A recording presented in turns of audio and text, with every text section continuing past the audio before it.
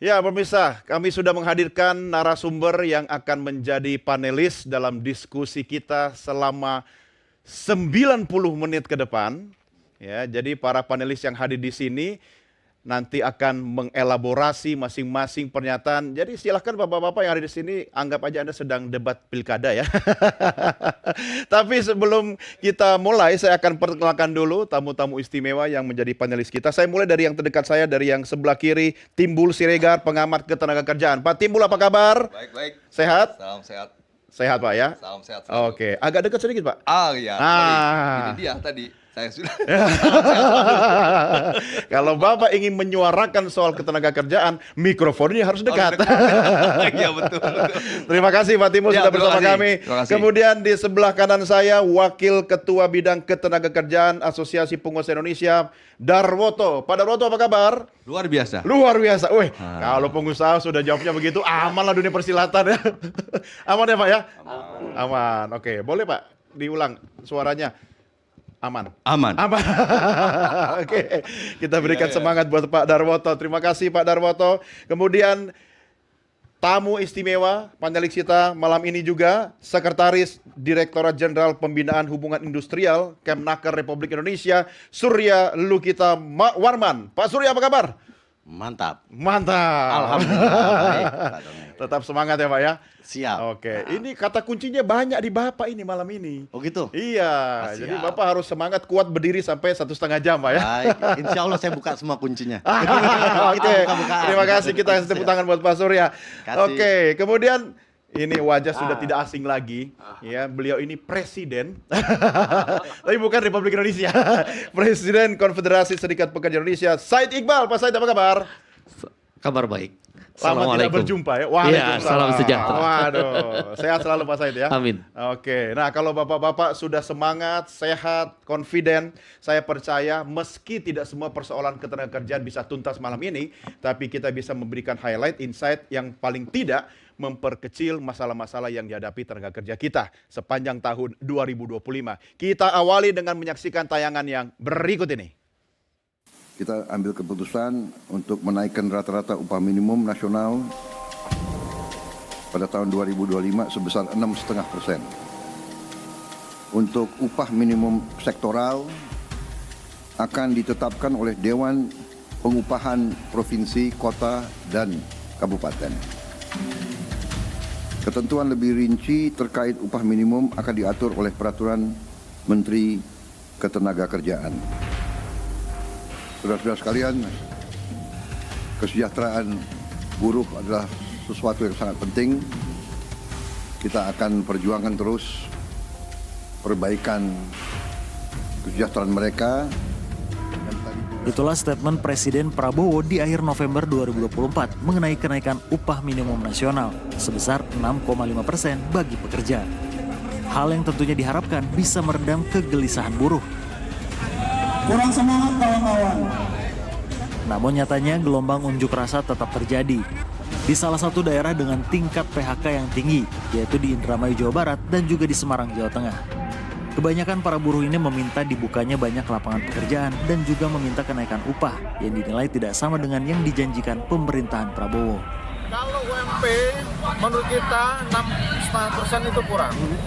Karena kita melihat jika itu disinkronkan dengan KHL yang ada di Jawa Tengah, rata-rata KHL di Jawa Tengah itu ada 3.126.000-an. Tapi itu rata-rata ya. Tapi UMP itu baru menyentuh angka 2.164 atau berapa itu. Sebanyak 64.000 lebih pekerja terkena PHK dari bulan Januari hingga November 2024 dari berbagai sektor. Angka ini pastinya akan terus meningkat. Ya pemirsa, saya juga baru mendapatkan kabar pada hari ini ternyata di beberapa titik di Tangerang, Banten itu sekitar 3 perusahaan manufaktur kurang lebih menyedot pekerja sekitar 2.500-an itu juga harus mengalami PHK. Ya, mudah-mudahan itu kabar terakhir soal PHK. Dan komitmen pemerintah, Pak Surya, Presiden Prabowo dengan Kabinet Merah Putih berjanji ini keberpihakan kepada masyarakat, khususnya pekerja kita. Bagaimana Anda menyampaikan pesan itu bahwa ini memang untuk masyarakat, Pak Surya? Baik, makasih Bang Doni. Pertama, kalau terkait PHK, terus terang kalau kita di pemerintah, dan ini juga ada di undang-undang ya, Undang-Undang 13 dan juga Undang-Undang Cipta Kerja, bahwasanya PHK ini adalah langkah terakhir. Dan kita semua harapkan, baik itu pemerintah, apalagi yang terdampak pekerja dan teman-teman pengusaha, ini terakhir dan diupayakan jangan diambil. Cuma kalau ya sudah, nggak bisa dipertahankan lagi. Terpaksanya yaitu diambil, tinggal kita istilahnya ada yang diatur di situ adalah hak-hak pekerjanya agar dipenuhi. Dan juga di sini kita ada program, bukan program ya, untuk melindungi, untuk memitigasi lah ya, biar PHK ini tidak berlanjut ke ekonominya juga jadi terlalu dalam kesulitannya. Juga ada kita program kayak jaminan kehilangan pekerjaan. Ini juga kita siapkan. Jadi pada saat pekerja ini kehilangan pekerjaan, mereka bisa mendapatkan istilahnya manfaat kayak cash benefit sebesar, kalau yang peraturan saat ini adalah 45% dari upahnya yang hilang, itu selama 3 bulan dan 25% dari upahnya selama 3 bulan berikutnya, di total 6 bulan. Ini untuk membantu teman-teman yang pekerja yang ter-PHK untuk ya ini ya bertahan lah, bertahan untuk membiayai perekonomian keluarganya. Jadi itu, dan juga kita siapkan program-program pelatihan tentunya untuk reskilling apabila diperlukan. Teman-teman pekerja yang ter-PHK ini apabila diperlukan dan terpaksanya harus beralih profesi, kita adakan pelatihan reskilling, dan ini juga ada program bantuan. Jadi semuanya pelatihannya gratis kalau untuk di Balai Latihan Kerja milik pemerintah. Nah itu, dan juga pasar kerja kita siapkan bagi mereka kalau mau mencari pekerjaan kembali juga udah kita siapkan informasinya. Ya tapi ya tentunya ini program ini ya sudah berjalan, masih perlu dikembangkan lagi mungkin. Tapi itulah kalau pandangan dari kami dari pemerintah terkait dengan PHK ini. Iya, karena kalau tidak terpaksa jangan PHK, itu kata kuncinya. Jangan. Tapi kata terpaksa atau tidak itu apa itu indikatornya Pak Darmoto, sampai ya kita juga tidak ingin membebani pengusaha kalau memang tidak mampu gitu kan, itu pilihan terakhir. Bagaimana tuh Pak? Ya memang betul. PHK ini memang langkah terakhir bagi pengusaha.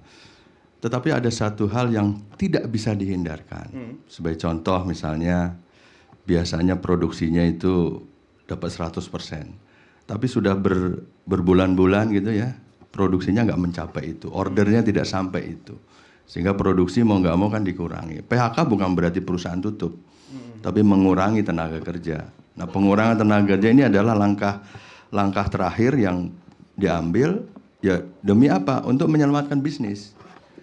Kan dengan lakukan PHK ini kita berharap juga ada peluang lagi di beberapa waktu berikutnya, ada kesempatan sehingga produksi ini tumbuh lagi, permintaan juga naik lagi, sehingga ada rekrutmen lagi.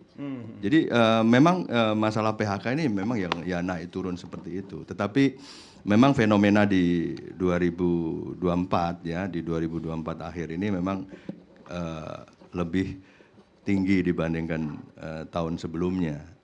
Ya kalau tadi angka badainya lebih kenceng. Ya kalau angkanya tadi 60 berapa? 64 tadi. Ya, menurut saya lebih dari itu. Saya lebih dari itu karena dari itu, ya. Ada yang tidak dilaporkan juga. Kalau misalnya ada PHK 1, 2 sampai 10 ya biasanya nggak dilaporkan. Artinya ini fenomena gunung es ya. Apa yang terlihat di permukaan belum tentu mencerminkan apa yang sesungguhnya begitu. Iya, tapi termasuk yang mudah-mudahan dialami pengusaha sama kan? Iya. Karena pengusaha itu kan mempunyai berbagai macam struktur modal. Permodalannya masing-masing beda. Sehingga mungkin sektor sama tapi dia karena struktur pemodalannya nggak cukup rapuh ya mungkin bisnisnya nggak sustain. Iya, itu kan PHK akibatnya Pak. Tapi sebenarnya apa yang memicu kemudian pengusaha itu akhirnya banyak sekali beban sehingga sepanjang tahun 2024 itu ujungnya ada PHK gitu. Ya ini kan berkaitan dengan supply demand dari apa produk yang dihasilkan itu sendiri. Sebagai contoh kan menurunnya daya beli. Ya, daya beli kelompok menengah ini juga sangat berdampak terhadap eksistensi bisnis gitu loh. Terus kemudian juga kalau yang sudah ter-PHK, mereka kemana sih? Kan mereka dari sektor formal, pasti larinya ke informal. Iya. Coba sekarang prosentase informal berapa? Ini juga harus diantisipasi. Jangan sampai sektor informal itu naik terus, tetapi sektor formalnya semakin menurun. Nah inilah yang harus ada upaya bagaimana transisi dari informal ke ke formal. Gitu. Oke, ya ini menarik Pak Said. Ini angka statistik ya. Tadi Pak Dawarto juga sudah mengamini sebenarnya 64.000 sekian itu kalau bicara statistik itu kan yang kelihatan di permukaan gitu kan. Menurut Anda angka ini besar, masalah atau sebenarnya masih bisa moderat, bisa ditolerir?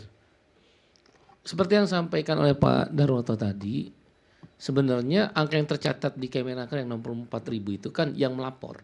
Yang tidak melapor banyak. Banyak. Ya, dan kenapa mereka tidak melaporkan? Pengusaha itu kalau bisa bangkit lagi, sehingga mereka mencari waktu yang tepat untuk tidak melaporkan, sehingga nanti ketika dia tumbuh lagi dia bisa merekrut karyawan, jadi perusahaannya tidak negatif lah. Banyak cara yang dilakukan oleh pengusaha untuk melakukan itu. Atau takut juga ntar limbahnya diperiksa, kan perusahaan-perusahaan tekstil itu yang di PHK, nanti bisa B3 kena lagi. Atau bisa juga kalau dilaporkan malah menimbulkan keributan. Serikat buruh menuntut kenaikan terhadap nilai pesangon yang sudah diberikan secara normatif. Banyak hal yang tidak kemudian mereka melakukan bersepakat melapor ke Kemenaker. Harusnya Kemenaker melakukan proaktif. Coba Anda lihat ya, misal kebijakan Pak Prabowo, semua dibuka, transparan. Pak Prabowo saya kenal bener ya, karena 10 tahun sempat berinteraksi dengan beliau. Dia tuh mau, lo jangan bohong lah, lo jangan curang, jangan menutup-nutupi, lo buka aja. Setelah itu perbaiki. Selalu Pak Prabowo gitu. Misalnya yang masalah korupsi juga, Ini ya soal lo data, stop gitu. Iya, data Ya kan? tadi artinya pengusaha juga harus fair, jujur, Kementerian Dan harus Ketenagakerjaan juga ada dari harus Kemenaker. aktif. Kalau pengusaha jangan dipaksa itu, karena dia punya cara untuk kemudian dia bangkit kembali. Pengusaha selalu begitu. Ya, tapi pengusaha kalau udah ditandatangin sama timnya Pak Surya juga ya Nah, deg-degan makanya itu kan juga faktor ketakutan karena limbah B3-nya, ketakutan harus memenuhi di atas normatif. Gimana mau tiba-tiba bisa bangkit kalau Iya. tiba-tiba lihat muka anggotanya Pak Surya dari jauh, waduh ngeri juga. Nah, kalau dalam ilmu ekonomi, teori ekonomi, ini disebut paradox economic growth. Ekonomi kita kan tumbuh di atas rata-rata 5% loh. Iya, Waktu iya. COVID bahkan kita bisa rebound di atas 3%, sempat 3 bulan mengalami krisis di bawah minus pertumbuhan ekonominya. Nah, oleh karena itu ketika ekonomi tumbuh kok terjadi PHK? Berarti kan ada anomali yang menyebabkan faktor itu. Harusnya Kemenaker itu jangan malas. Pertama, udah ulang-ulang dibilang faktor Permendak dalam regulasi yang membuat negatif buat pengusaha. Permendak, Peraturan Menteri Perdagangan nomor 8 tahun 2024. Itu kan udah diulang, pengusahanya ngomong, serikat buruhnya ngomong. Bahkan sebelum Pak Prabowo tadi mengumumkan di TV itu tentang upah minimum, kami kan sebelumnya ada 1,5 jam diskusi. Kebetulan saya yang diundang oleh beliau mewakili kawan-kawan buruh. Saya bilang, Pak, tolong itu Permendak nomor 8 2024 itu dikeluhkan oleh pengusaha dan buruh tekstil, karena yang banyak PHK ini buruh Iya, tekstil. iya. Kalau dibilang persoalannya upah, loh, buruh yang ter-PHK paling banyak 70% itu di Jawa Tengah. Upah termurah di Indonesia di Jawa Tengah. Jawa Tengah. Berarti secara logika sederhana bukan upah dong. Ada faktor lain. Mungkin iya upah. Iya. Tapi bukan utama. Faktor lain menurut mereka adalah Permendak. Pak Prabowo langsung telepon Pak Zulhas. Peristiwa Pak Prabowo orang cepat. Iya, Berpikir ini karena dia anomalinya utara. di sini ya, maksud Iya, Anda kan? makanya ditelepon. Kenapa itu nggak dicopot?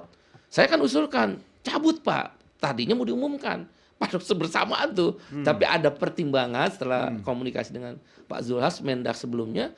Makanya Pak Mendak saya bilang, Bapak ngotot, rapat kabinet tuh ngotot, wakilin kaum pengusaha yang mereka susah ter-PHK. Iya, oke. Masa kalah sama Menteri Perindustrian? Ini tahan dulu Yang di situ. negatif itu Iya, harus ini baru segmen diselesaikan. pertama udah banyak kali masalah Pak Said. Pak Surya sebentar ya, saya mau tanya Pak Timbul dulu. iya, oke. Ini jalan tengahnya kira-kira seperti apa? Kata Pak Said, pemerintah malas ini, kurang proaktif itu. Ya, Menteri ya. Pemerintah bukan semuanya. Bilang gitu, Pak. ya, jadi kan sebenarnya memang bicara PHK ini kan terjadinya di hilir. Sebenarnya kan kita harusnya di hulu. Dari hulu. Bagaimana sebenarnya cita-cita adanya Undang-Undang Cipta Kerja itu kan bisa membuka lapangan kerja semakin banyak. Nah, kalau terakhir tuh data 2023 realisasi investasi semakin meningkat, tapi kan pembukaan lapangan kerja masih sekitar 1,8. Masih terjadi defisit angkatan kerja. Pertumbuhan angkatan kerja bisa 4 jutaan, sektor formalnya hanya 1,8. Nah, artinya sampai hari ini pun Undang-Undang Cipta Kerja belum mampu merealisasikan janjinya mengatasi defisit angkatan kerja. Nah ini kan fakta bahwa ada apa ya dalam pelaksanaannya. Modal kerja bisa gak diberikan kepada pengusaha yang lebih murah gitu ya. Supaya biaya produksinya lebih murah. Dari sektor perbankan. Ya, Pembiayaan. karena kan kalau berhadapan dengan impor, mereka lebih murah memproduksi. Sampai ke sini transportasinya berapa, dijualnya lebih murah. Kita biaya produksinya udah mahal. Ya, ya. Belum lagi biaya-biaya birokrasi, biaya-biaya lainnya dan sebagainya. Nah, ini kan bagian yang memang harus juga dibangun supaya perusahaan pengusaha kita ini juga bisa lebih memiliki bargaining ya dalam memproduksi sehingga harganya oke, kualitasnya oke, laku di pasar lokal. Kalau ini Pak Darwoto nggak minta apa-apa, Pak Timur yang minta banyak. Memang harus kita katakan seperti itu ya. Sebenarnya akan disampaikan juga nanti. Nanti ya, tapi sabar. begini juga. Belum saatnya. Nah, artinya juga pemerintah juga harus bisa menahan dari sisi tadi hulunya ya. Misalnya, ada penurunan penurunan ekspor kita, permintaan luar negeri menurun karena geopolitik. Iya. Harusnya Pak Prabowo bilang sebagai presiden, "Hei para duta besar, Anda akan dievaluasi. Kalau Anda duta besar tidak bisa mencari pasar baru, turun." Iya. Kami menginginkan para duta besar itu cari pasar-pasar Buka pasar baru. Itu saya udah pernah dengar hampir 10 tahun lalu Dubes kita juga jadi agen marketing kita di luar. Sehingga Iya kan? kita memproduksi barang, kita ekspor, kan kita bisa mempekerjakan lebih banyak. Tapi kan duta besar administrasi aja yang akhirnya pasarnya nggak tercipta baru gitu. Nah, harus dievaluasi para duta besar kalau nggak mampu turun. Kita cari duta besar yang mampu. Nah, itu kan adalah upaya untuk mencari market. Jadi market luar negeri kita buka, market dalam negeri mengkonsumsi produk kita. Itu dari sisi hulunya. Nah, jadi kalau mau saya bilang 2025 ini sebenarnya tidak hanya dari sektor formal, dari sektor swasta. Pegawai negeri pun kan dulu ada namanya honorer. Betul. Ada Undang-Undang 20 tahun 2023 itu kan mengamanatkan honorer itu paling lambat itu ada di akhir 2024. Setelah itu nggak boleh lagi. Ini kan juga honorer ini akan stop. Itu apa? PHK-wan. Nah, memang walaupun pemerintah kan ASN itu ada 2, PNS dan P3K. Sekarang ngakalin P3K paruh waktu. Nah, ini juga nggak jelas nih. Jadi honorer ini yang sudah nggak boleh lagi di 2025 akan diakalin. Tapi korban daripada undang-undang itu yang mengatakan terakhir akhir 2024 mereka akan ter-PHK. Itu nah, masuk ini juga, lagi di 64.000 tadi. Iya, itu juga lagi. akan menjadi bagian dari yang nanti dihitung di 2025. Dan ada dulu lagi Pak Timbul, tapi banyak sekali. Banyak lagi ya. Saya harus kasih kesempatan Pak Surya dulu. Pak Surya silakan. paling tidak bagaimana mengelaborasi tadi ada poin-poin penting yang sudah keluar dari Pak Said, ya kan, Pak Timbul sama Pak Darwoto. Silakan Pak. Aduh, berat juga. Pertama izin saya update dulu. Kalau tadi data PHK sebanyak 64.000 ya? Ya, 751. 64.000 sampai itu November 2024. Sampai November. Betul. Nah, sampai di tanggal 31 Desember itu data PHK-nya menjadi 76.530 Wow, pekerja. 76.000. 76.000. Nah, ini kalau kita bandingkan dengan 2024, di 2024 itu jumlahnya 64.000. Jadi ada kenaikan 12.000 di di 2023 64.000. Jadi di 2024 sendiri ada kenaikan sebanyak 12.000. Tadi benar yang disampaikan Bung Iqbal, bahwasanya PHK terbesar itu ada di sektor industri pengolahan, termasuk di dalamnya ada tekstil di dalamnya. Jadi yang mostly padat karya ada di dalamnya sana. Dan yang kedua adalah aktivitas jasa lainnya. Jadi jasa juga di sektor jasa itu cukup besar. Angkanya tadi kalau di industri pengolahan 34.000 dan di jasa 16.800 yang jumlah PHK-nya. Jadi itu dua yang terbesar. Dan juga benar tadi yang terbesar lucunya di sini adalah di DKI Jakarta. Yang kedua Jawa Tengah. Nah, saya yang ini ya yang tadi disampaikan Bung Iqbal. Jadi benar di Jawa Tengah upah minimumnya paling rendah, tapi PHK-nya juga termasuk yang tertinggi. Ini agak lucu. Nah, tapi untuk mengurai PHK ini kan sumber PHK penyebabnya kan macam-macam. Ya pertama dulu ya di tahun 2024 lalu 2004 dan 2023 kayak waktu perang Rusia sama Ukraina itu pasar global terganggu, ekspor terganggu. Akhirnya yang industri berbasis ekspor terganggu, banyak PHK. Nah juga sekarang di global ya kayak Israel sama Palestina itu juga isunya global. Nah, bukan isu pasar kalau di sana, tapi di situ ada fanatik. Nah, terkait dengan ya ini agama masuknya boykot. Nah sekarang kayak Kentucky, Pizza Hut itu juga banyak PHK. Macam-macam, jadi penyebabnya macam-macam. Pernah badai PHK juga tahun lalu, kayak yang startup yang katanya dulunya awalnya marketingnya jor-joran, bakar uang, ternyata nggak mencapai target, akhirnya badai PHK-nya habis-habisan. Dan sekarang mulai berguguran startup. Jadi ya penyebabnya macam-macam. Jadi nggak bisa kita apa istilahnya langsung ada kebijakan yang secara generik. Jadi memang ada satu-satu. Nah sekarang yang lagi tren memang di industri tekstil yang ramai PHK-nya di Jawa Tengah dan di Jawa Barat, termasuk di Banten. Nah ini penyebabnya ya kita memang sudah diskusi dan ini sudah di mana-mana ya lintas kementerian juga di bawah koordinasi Kemenko Perekonomian juga penyebabnya macam-macam. Kalau tekstil ya pertama ya global. Pasarnya terganggu dan yang kedua itu terganggu mau jualan di dalam negeri terganggu juga ternyata impor ilegal. Impor ilegal banyak. Ini juga udah kita ada isunya dan juga sudah Korbannya Sritex juga ya? termasuk itu. Dan ada juga ya ada tata kelola. Memang tata kelola itu juga menjadi isu dan ada juga persaingan usaha.